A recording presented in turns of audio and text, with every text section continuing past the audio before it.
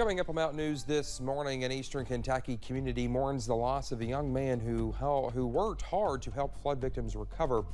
And an organization steps up to help pets and their owners here in our region who were affected by the flood. Dedicated to Eastern and Southern Kentucky, this is WYMT Mountain News this morning.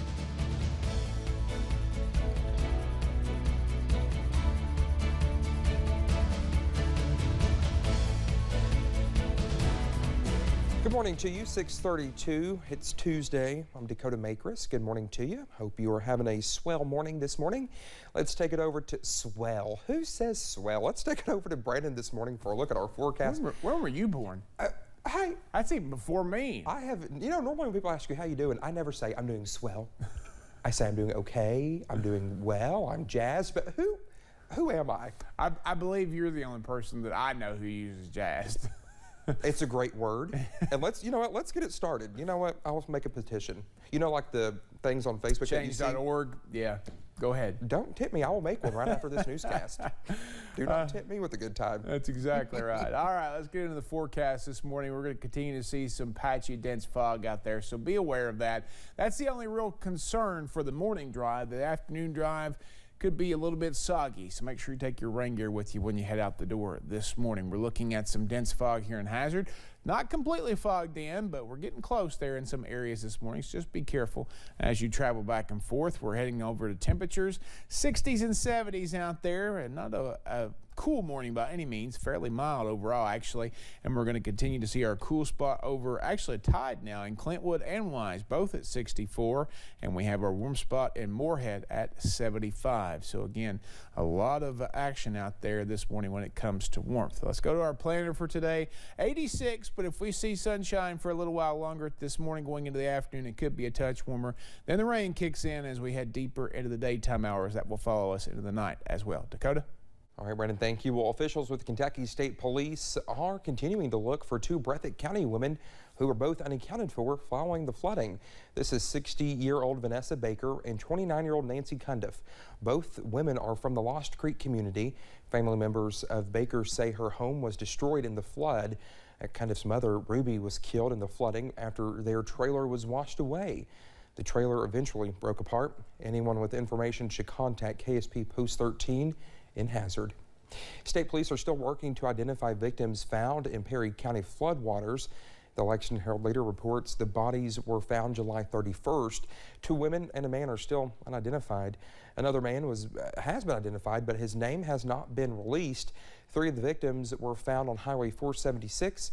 One was found on Big Willard Road.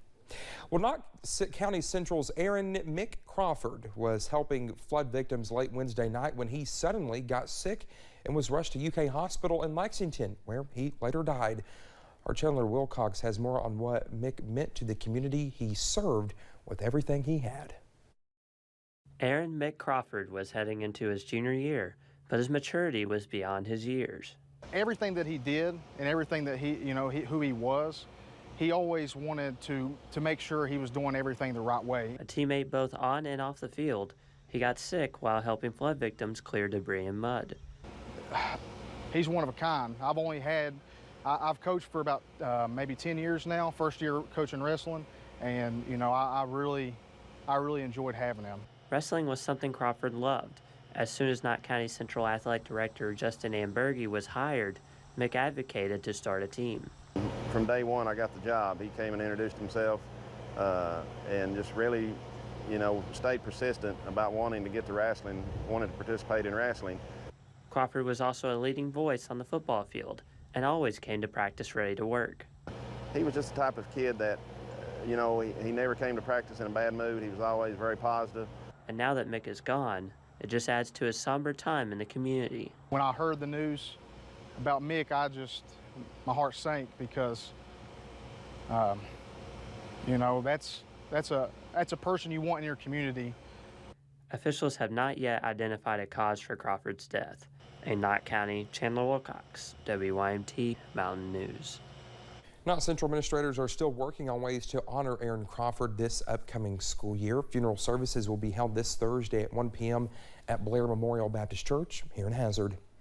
Well, the high school football season begins in less than 2 weeks, and because of flooding, Breathitt County has not had a suitable place to practice. Well, the Bobcats found a new place to practice for a few days. Kyle Moore's team has been practicing at Madison Central High School.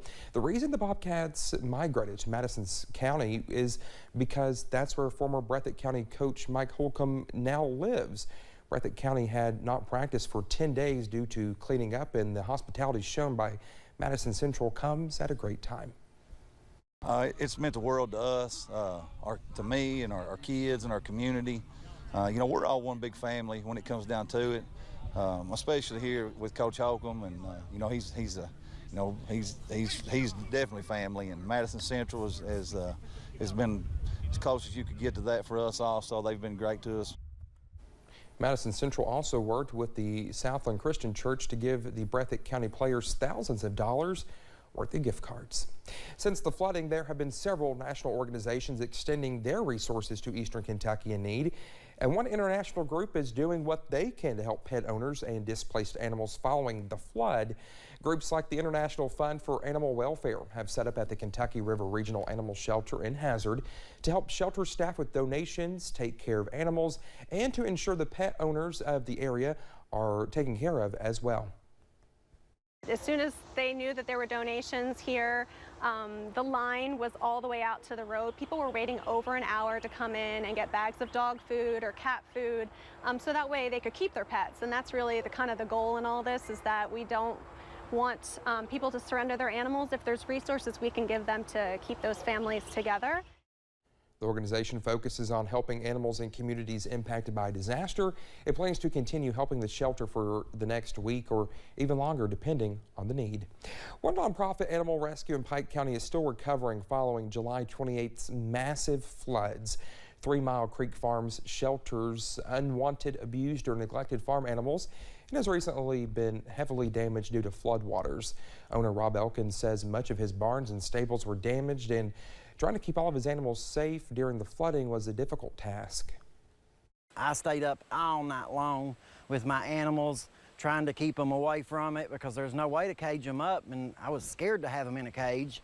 So we just had them turned loose, and I stayed up all night with them, just trying to keep them safe, which was hard to do because if an animal decides it wants to do something, it just does it. Elkins also says the farm did lose one animal, a pig named Miss Piggy, but he is thankful more animals in his family were not hurt. The Norton community in Pike County took another hit while recovering from recent flooding. An explosion sent 3 people to a hospital on Monday, destroying a home that has been in a family for generations. Smoke could be seen from US 23 after a home on Lick Fork Road exploded with the family still inside. Neighbors pulled the family from the flames, and helicopters were brought in to lift the brother and sister out of the area, while an ambulance took another woman to a hospital. Officials say the explosion is still under investigation and everyone made it out of the house alive, but the hit for the family is hard since the community has been through so much in recent days. This general community has just been inundated with, from the flooding to now this explosion, and you know, these folks were, I think they were all in their 80s, so you know, that makes it even tougher. The cause of the explosion has not been determined, but the fire marshal is investigating. Neighbors say there have been issues with natural gas in the area for some time. WYMT is partnering with ARH and Foundation for Appalachian Kentucky for fundraising efforts. Scanning the QR code on your screen with your phone will take you to our fundraiser page with both flood relief funds. For those of you who want to write a check, well, the address for ARH Foundation Flood Relief is 2260 Executive Drive, Lexington, Kentucky 40505. And for Appalachia Rises, the address is 420 Main Street, Hazard, Kentucky 41701.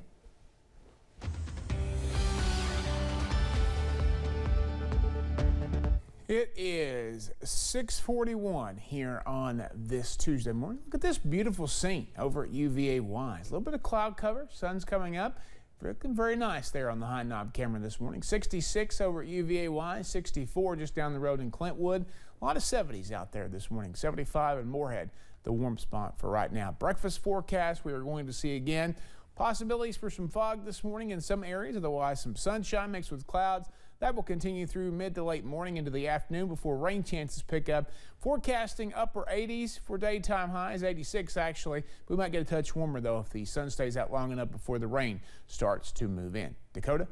All right, Brendan, thank you so much. When we come back here on Mountain News this morning, a new study shows eating disorders may affect more young children than previously thought. We'll have more on that when we come back.